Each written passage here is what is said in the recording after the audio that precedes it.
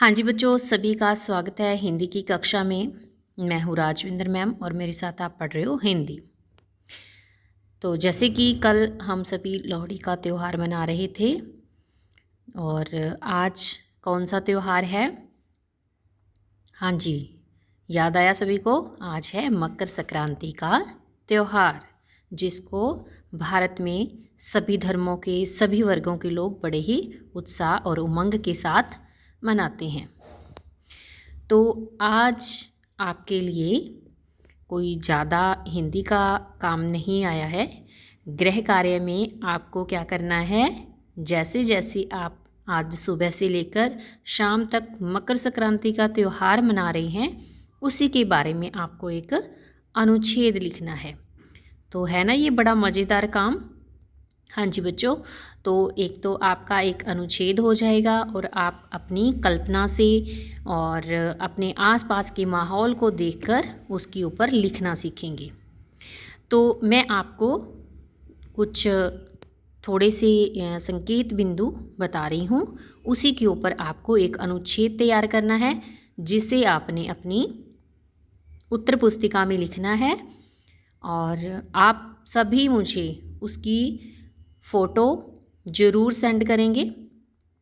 ठीक है, आपके मैं उसी के अनुसार आपके नंबर लगाऊंगी। ठीक है, मैं आपको चेक कर करके भेजूंगी कि आपने उसमें से कोई मिस्टेक की है, कोई गलती है, तो वो मैं आपको बताऊंगी। ठीक है, तो आप सभी को मेरी तरफ से मकर संक्रांति की शुभकामनाएं। और इसी के साथ हम शुरू करते हैं हमारा अनुच्छेद मकर संक्रांति। वैसे तो इसे सभी धर्मों के लोग मनाते हैं और इसको अलग अलग नामों से भी जाना जाता है। ठीक है, तो उसका भी आपने इसमें अनुवाद करना है। और हाँ जी, सबसे पहले संकेत बिंदु में हम क्या लिखेंगे? भूमिका।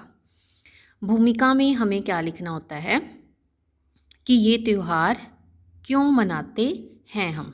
ठीक है, और कब मनाया जाता है, उसके बारे में हम थोड़ी सी जानकारी इसमें देते हैं। ठीक है, हम भूमिका लिखेंगे, मतलब जस्ट एक इंट्रोडक्शन है ना। उसके बाद हम क्या करेंगे? ऐतिहासिक महत्व, कि इस त्यौहार का इतिहास के साथ क्या रिलेशन है, क्यों हम इस त्यौहार को मनाते हैं।